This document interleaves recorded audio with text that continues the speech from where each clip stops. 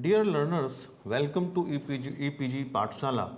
I am Dr. Saurabh Dikshit from Indian Institute of Tourism and Travel Management, an autonomous organization of Ministry of Tourism, Government of India, Gwalior. Today, we shall be taking you to module number 3. Its title is History Dimensions and Present Status. It is under the paper Tour Guiding Essentials. Dear learners, after studying this module, you shall be in position to explain few points. These points are to give you idea about tour guiding and its role in industry, to understand the meaning of tour guiding, what is tour guiding, to get the basic idea and meaning how was development took place in the field of tour guiding and the concept of tour guiding. Dear students, now let us discuss introductory part of today's module. After Thomas Cook came up with the idea to organize group tours, there was no going back in this field. It became imperative to facilitate a good experience for a large group. There was also a need to have someone accompany tourists. Although tour guiding is an ancient concept, as we discussed in the second module on tour guiding, it became more relevant after the change of a tour package as a mass product. It became more affordable and common to have a tour guide with the progress of time. The aim of present module is to study historical dimensions and see present status of tour guide. We can define tourism as a comprehensive phenomena which start with the travel of people non-resident to a particular area and not related to permanent residentship and employment in that area. India has always lived by the mantra Atithi Devo Bhava. Fayan, Hensang and Ibn Battuta have been some of the celebrated visitors to ancient India. Domestic tourism too flourished as old and young, rich and poor all undertook religion pilgrimage to the far corners of the country.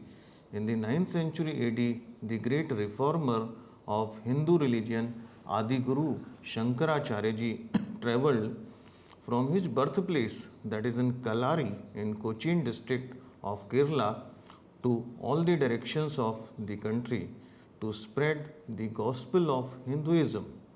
He set up 4 sacred places now popularly known as Char Dhams, which all Hindus are expected to visit at least once during their lifetime. These Char Dhams are Badrinath in north, Dwarka in west, Puri in east, Rameshwaram in south. Millions of Indians over the centuries traveled to these 4 sacred shrines of the country for pilgrimage. The 4 dhams, the most sacred of Hindu temples or places, are located at 4 geographically opposite locations. Badrinath in the laps of Himalayas in the north, Rameshwaram is in the extreme south of the country, Dwarka lies in the west, Jagannath Puri is there, eastern part of India. So, by the virtue of necessity, even an average Indian since then and till now travels the length and breadth of the country. Earlier, they moved in caravan and family priests welcomed them and took care of the welfare of the old and weary. The rich merchants and the towns donated heavily for building shelters and inns for the pilgrims. Emperor Ashoka took it as a royal duty to plant trees and build inns for the comfort of the travelers. Thus, a traveler was welcomed and looked after by the natives out of goodwill as well as by dictate of the dharma.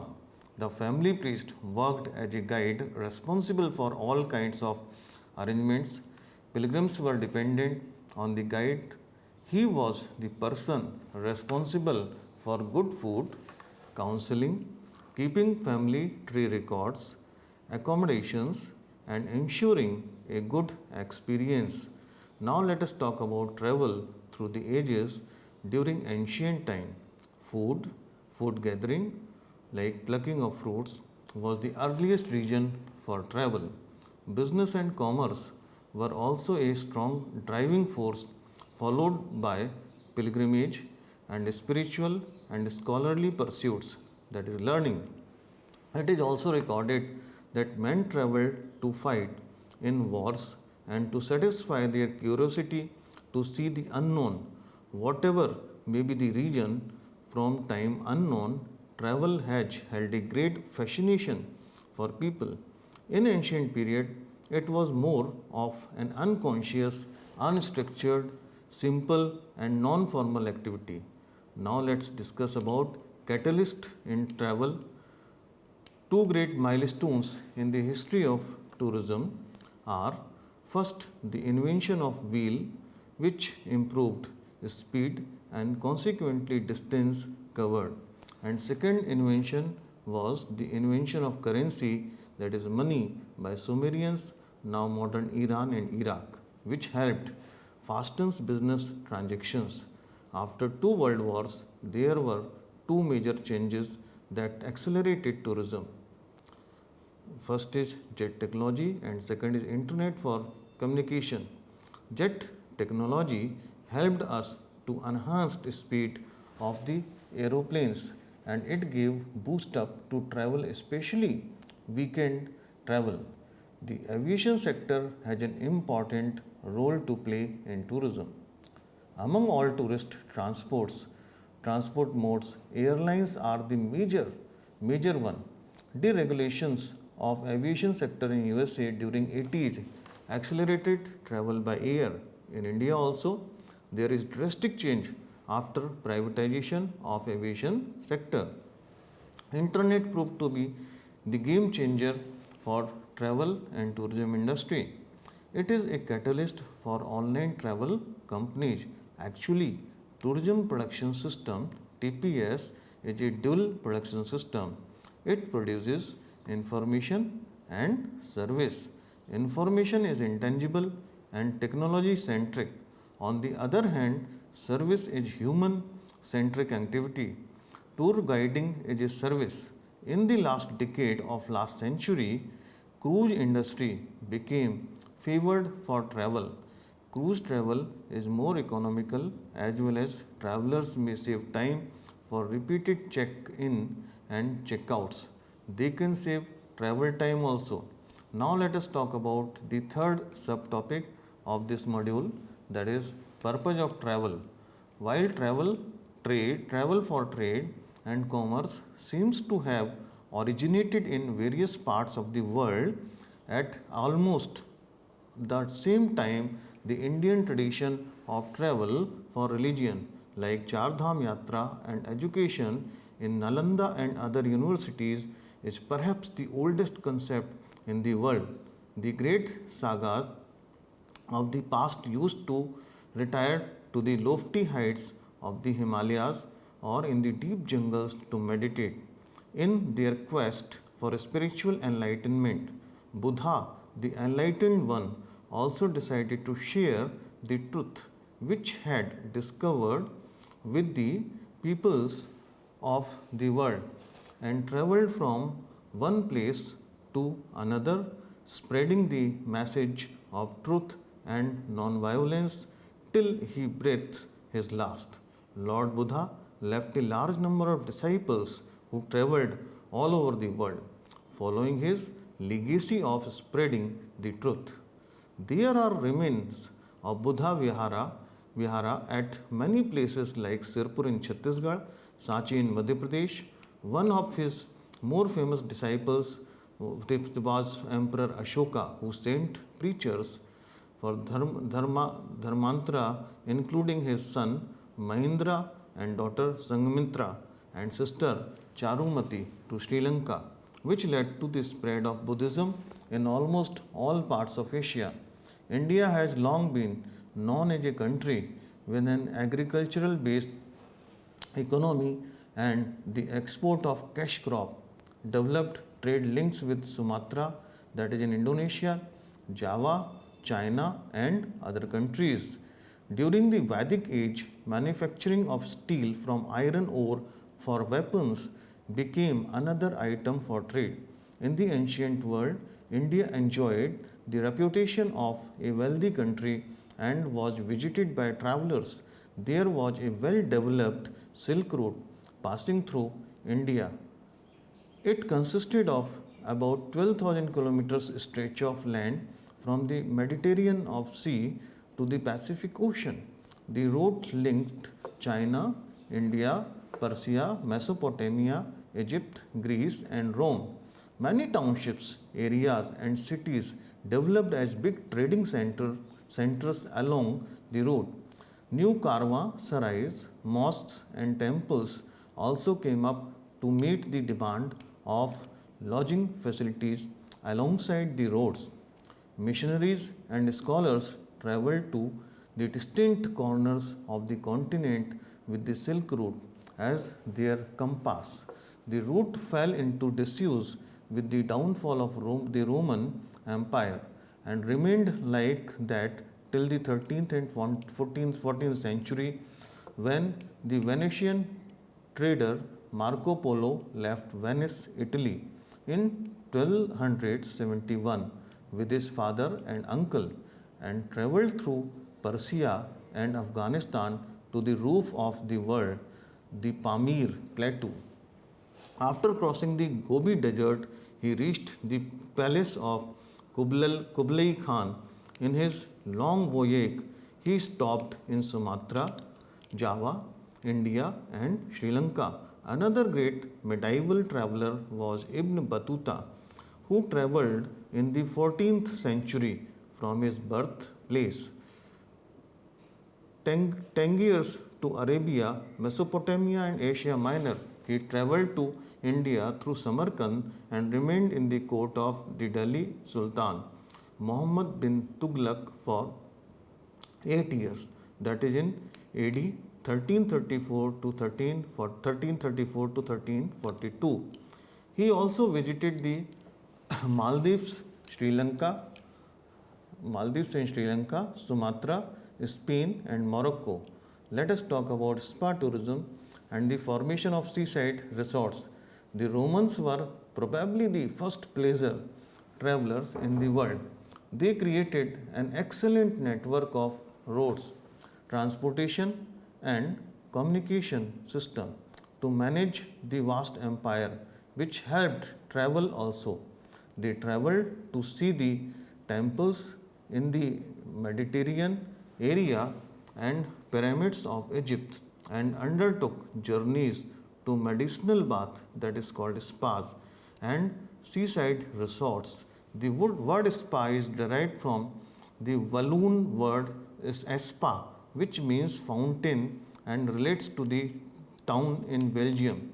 An inland spa has its origin in the belief that mineral water has curative and healing properties and is good for the health both by drinking and immersing in it, a theory which is advocated by doctors of that time.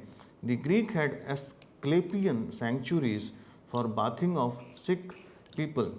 The travelers coming to the spa required a diversion from their daily lives. Gradually, spa centers added facilities for pleasure and entertainment, and thus a culture of spa resort was started. Theatrical productions, athletic competitions, and other forms of entertainment became a part of activities held at spa resorts. The subsequent development of seaside resorts is also linked with it. During the 18th century, people started believing in the curative and medicinal properties of sea water. People started sea bathing, and it was believed that sea bathing was much better than taking bath in inland spas. By 1865, there were a large number of seaside resorts which came into existence in England, France, and Central Europe. Formation of these seaside resorts paved the way for modern pleasure travel. Incidentally, the road network and its safety development developed by Pax Romana disappeared with the collapse of the Roman Empire. Barbarians swept all across Europe and the great roads fell into disuse. In 1000 AD, people again began to go around, but a majority of them travel solely for purposes of pilgrimage, and the idea of pleasure travel, which was to become the basic foundation of modern tourism, fell into disuse. Now let us discuss the next part, that is the grand tours. By the 15th century AD, the Renaissance movement evolved in England and Italy became the intellectual capital of Europe. Cities like Paris, Rome, Florence, Venice, Naples, and those located in the adjoining countries like Switzerland, Austria, etc., once again became popular, and travel to these towns became almost a fashion and thus mandatory. Thereafter, it came to be popularly known as the Grand Tours. Next was the Industrial Revolution, which gave a totally new meaning to the concept of form of travel. Introduction of machines increased productivity and employment, thereby raising the standards of living and providing ample leisure hours. This, along with increased affluence and surge in car ownership, ultimately stimulated the travel tendency of human beings and introduced the concept of annual holidays in Europe coupled. The railroad brought new destinations on the travel map. Thomas Cook, a preacher, organized the first railway excursion on 5th July 1841 between Leicester and Luxembourg, consist of 570 people. The railways provided the first ever mode of cheap pleasure travel on a widely speeded network. It opened many locations to townships. Now let us talk about tour guiding. Tour guiding is an old age profession. In history, there is a mention of tour guides, but tour guiding became a recognized field only after the introduction of mass tourism. Tour packages became the product, and it became imperative to have a tour guide with the group. Earlier, it was a customized activity, and tour guides were hired keeping in mind the help needed for finding accommodation, food, and meeting objectives behind traveling. In India, tour guiding as a professional activity started after independence, when government felt the requirement of tour guides at tourist places and introduced the provisions for a guiding license. Still, people perceive that tourism sector's most identifiable job is tour guiding. Tour guide is the person who collects information from a number of resources and passes on the same interesting manner to clients. Tour guide also takes care of tourists. Now let's talk about historical perspective vis-a-vis tour guiding. Tour guiding was a well-known job. Many people serve as guide to help tourist, traveler or visitor from many places. The status of tour guide differs country to country.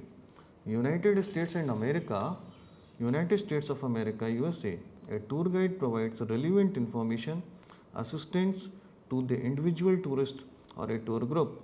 This information is about culture, history, heritage, etc. In USA, tour guiding is very popular. Europe and Pacific tour guides here are represented by the Federation of Tourist Guides Association. In Australia, tour guides need to have achieved a minimum of certificate in tour certificate 3 in tour guiding. According to CEN, a European advisory committee for standards on tour guide is someone who accompany inform of course guide in the language of tourist as well as interpret culture, history and heritage. The tour manager is a person who manages and supervises the itinerary, that is for travel details, on the behalf of tour operator, travel company or travel agent. Now let us talk about present status of tour guides and tour guiding. Tour guiding is a recognized profession now. Tour guides work as freelancers or are attached to a particular travel company. Companies also look for a good tour guide which can assist tourists as well as know many languages. Currently, there are three kinds of tour guides. First is guides with the general linguistic capabilities. Second is guide with general linguistic capabilities must know tour management techniques, good command over English and Hindi. He must have contact list of all stakeholders. He usually deals with knowledge about rescue work and first aid box. Guide should be able to tell or narrate stories beautifully. Specialized language speaking guides, there is a great scope of language guides in India, mainly French, Spanish, German speaking guides are available commonly in India. More number of people are learning Russian, Mandarin, Japanese, Thai language, etc. There must be good facilities for language learning all over the country. Guides having state government licenses. Guides are issued license after completion of training. License is a kind of recognition from authority that you have completed required training for tour guiding. You must know the validity period of license and find out dates of refresher courses.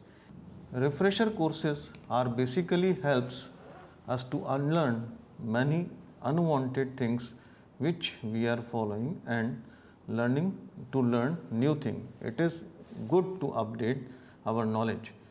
We have a chance to meet professor of history, iconography, culture, etc. Monument guide, for example, guides working at a particular monument like Jai Vilas Museum at Gwalior, Salar Jung Museum at Hyderabad or Rajpipla Palace in Gujarat. These guides are allowed to work by the local authority or local administration. Monument guides must know facts and figures. He must have good knowledge of history. Adventure tour guides work at various places in India. These guides have the knowledge of food, tracks, places, local weather, flora and fauna, and do's and do nots. Adventure guides have good knowledge about the activity. For example, a trainer of white water rafting is an expert in rafting. These guides have good contacts with the locals. Adventure tour guides are also usually physically strong.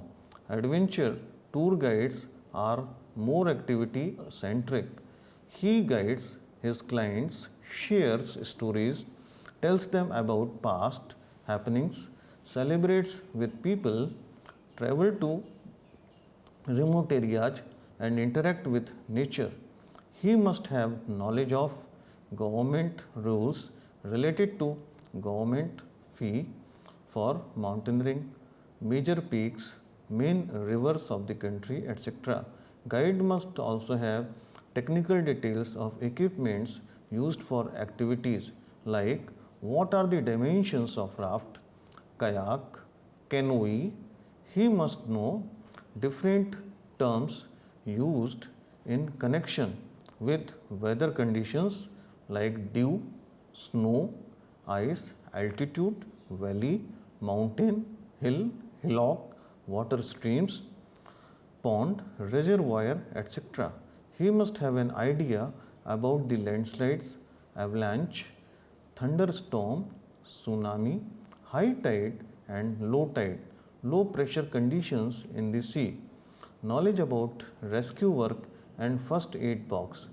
In India, tour guides work on the basis of their skills and they must have a guiding license.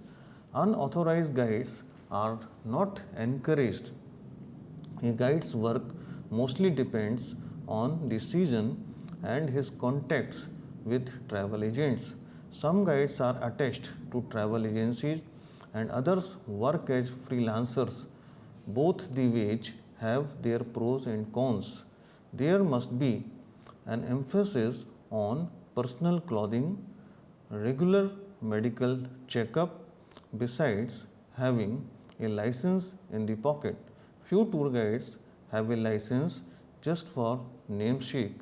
They are into associated businesses like hotels, taxi, etc.